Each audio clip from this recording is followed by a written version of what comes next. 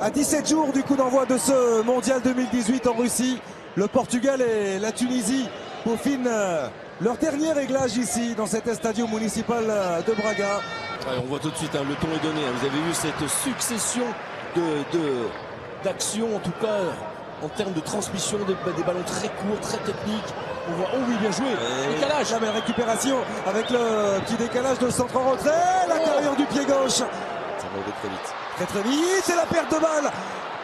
Aussi, ils se mettent en danger les Tunisiens en cherchant bien sûr à relancer proprement, à repartir de derrière.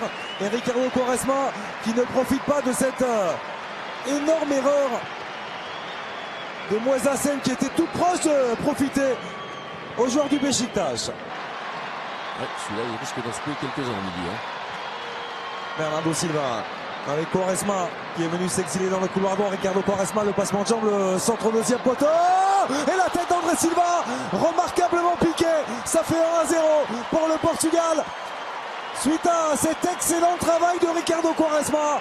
Cette équipe, vous le disiez, par rapport à son parcours d'éliminatoire, est bien plus qualitative individuellement, peut-être que celle qui figurait lors de l'Euro 2016.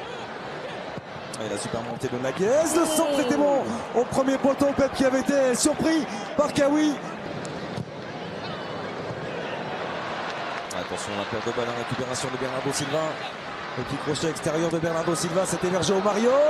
Oh, ça aurait pu profiter à André Silva qui ne cadre pas sa demi-volée. Pied gauche de Bernardo Silva pour tirer ce corner, point de pénalty, la tête de Skiri qui rend un pénalty avec la demi-volée de João Mario.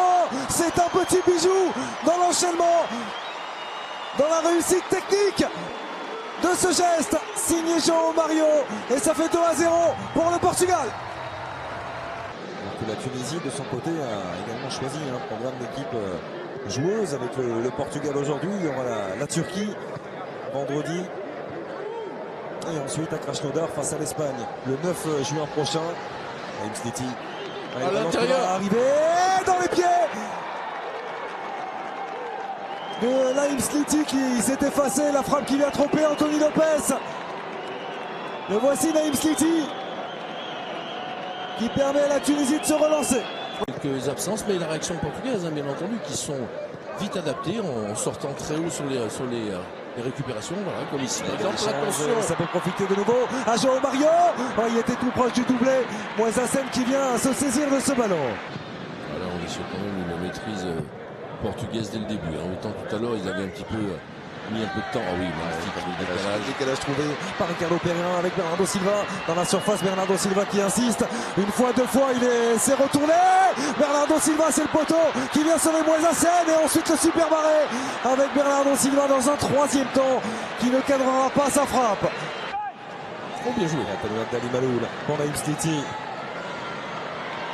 Pas de coup de sifflet, Adrien Silva qui peut en profiter. À la frappe d'Adrien Silva, c'était capté, c'est capté par Moisassen.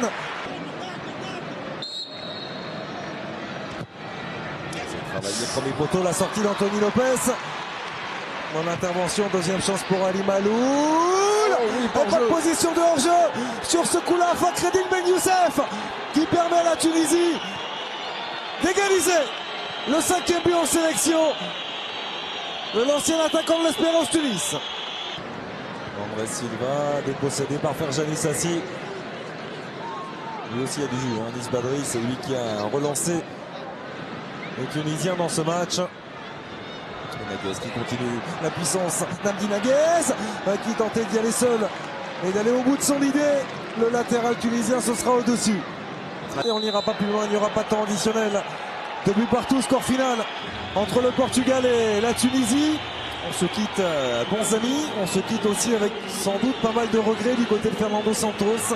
Le Portugal qui menait 2-0 avant de voir la Tunisie revenir par Anis Badri et égaliser, et ce assez logiquement en deuxième période. C'est un score plutôt logique qui vient bien refléter la physionomie de ce match.